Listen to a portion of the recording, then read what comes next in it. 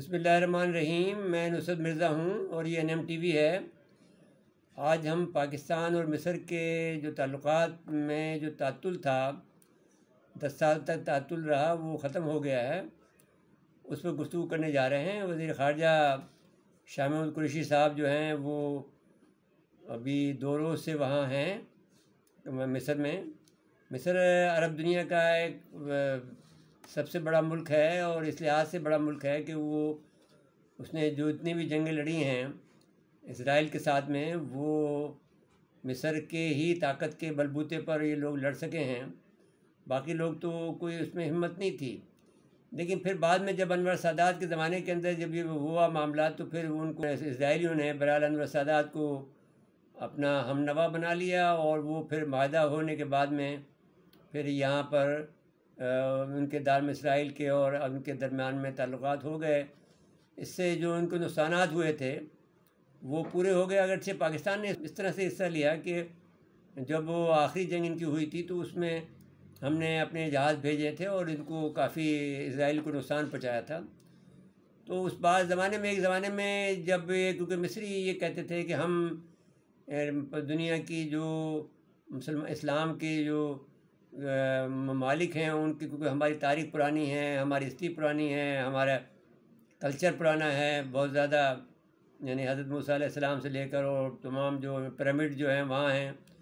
तो वो लीडरशिप का ख्वाह था मुस्लिम दुनिया की। तो पाकिस्तान के बारे में, क्योंकि पाकिस्तान बड़ा मुल्क था उस वक्त, जो है इस पाकिस्तान भी हमारे साथ था, तो ये लोग हमारा मजाक उड़ाते थे और कहते थे कि ऐसा मालूम होता है कि 1947 में पाकिस्तान का इस्लाम जो है मारिज़ वजूद में आया हो, क्योंकि हम इस्लाम की ज़्यादा बातें करते थे। और हम क्योंकि पाकिस्तान इस्लाम के नाम पे बना था, तो हम लोगों के लिए ये एक शान की बात थी कि हम इस्लाम की बात करें। और हमारा ये एक हमारा एक प्रोग्राम भी था कि हम इस पर ये बात कहते थे कि पाकिस्तान और इस्लाम के लिए नाम पे बना है, तो हम इस्लाम का प्रचार भी बहुत खूब खुल के करते थे।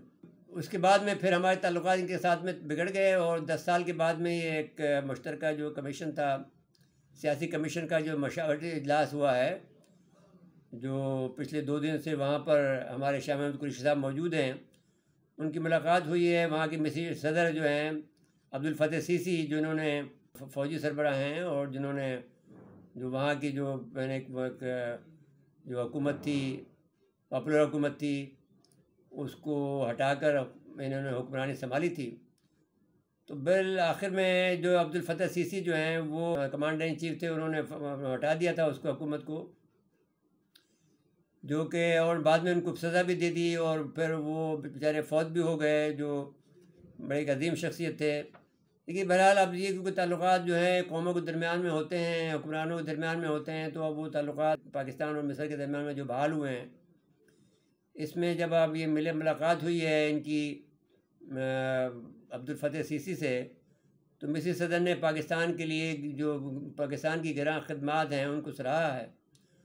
और इसके बाद में मार्च में पाकिस्तान का और मिस्र के दरमियान में जो आला सतह सियासी कमीशन का जो मशावरती इजलास होगा, और फिर अप्रैल के महीने में दिफाई ताल्लुकात को आगे बढ़ाने के लिए जाएंगे। चेयरमैन जॉइंट स्टाफ कमेटी जो है हमारी, वो वहाँ जाएंगे। इसका मतलब ये होता है कि हमारे स्ट्रेटजिक ताल्लुकात उनसे बनने जा रहे हैं। जब हमारा चेयरमैन जॉइंट स्टाफ कमेटी जाता है तो किसी दौरे पर, तो उसका ये मतलब होता है कि हम उस पर कोई बहुत अहमियत का हामिल होता है वो, क्योंकि अमूमी तौर पर पाकिस्तान में तो आर्मी चीफ़ के हवाले से बात की जाती है, लेकिन अब जो हालात बदले हैं उनमें चेयरमैन जॉइंट स्टाफ कमेटी की भी अहमियत हो गई है।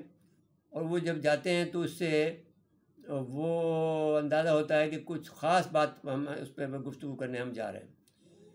फिर इसके अलावा उन्होंने मिस्री सदर ने अपने जो विज़न था वो शाह महमूद कुरैशी साहब से उतना उससे तबादला ख्याल किया, मुस्लिम उम्मा के बारे में जो विज़न है उनका। अब जाहिर है कि जब आदमी बहुत दिनों तक हुकूमतरानी करने लगता है तो फिर उनको इस्लाम याद आ जाता है और इस्लाम की जो अज़मत है उसको बहाल करने का ख्वाह होता है। और बहुत सी बातें उनको समझ में आ जाती हैं। जब वो नई नई हुक्मरानी पे आता है तो उसको पता नहीं होता है, वो हुक्मरानी के शौक़ में बहुत सी चीज़ें ख़राब कर देता है और जो उन्होंने की है। फिर इनकी मुलाकात हुई है मिस्री हम मनसब जो हैं, जो कि वज़ीर ख़ारजा हैं वहाँ के, सामे शकरी से। और उनके वफूद के साथ भी मुलाकात हुई हैं। तो बहरहाल ये अंदर ये कहा जा सकता है कि मशावरत के लिए जो उनका रोड मैप भी इख्तियार कर लिया है। तो पाकिस्तान और जो मिस्र के दरमियान में ताल्लुकात की जो बहाली है, हम समझते हैं खुशाइंद है, और ये मुस्लिम उम्मा के लिए भी खुशाइंद होगी। और ये इस दौर में जबकि सऊदी अरब और यूएई के जो अंदाज़ हैं वो बदले बदले मेरे सरकार नज़र आते हैं वाले हो गए हैं। सऊदियों ने मिस्रियों का भी 2 जजीरे दबाए हुए हैं।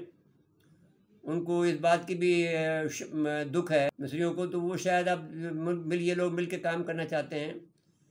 अब इसको हम खुशाइंद समझते हैं कि अगर मिस्र और पाकिस्तान के दरमियान में ताल्लुकात बहाल होते हैं तो ये एक बहुत अच्छी ख़बर है, और हम इसका ख़बर को खुशामदीद कहते हैं, और इन ताल्लुकात को भी हम खुशाइंद करार देते हैं। नाज़रीन किराम, हम समझते हैं कि ये ज़रूरी था कि पाकिस्तान के ताल्लुकात मिस्र के साथ बढ़ें, जो बढ़ने जा रहे हैं। तो अब वो हम उसको सराहते हैं और इसको कामयाबी की दुआ गो हैं। इसके बाद इजाज़त लेते हैं। अल्लाह हाफ़िज़।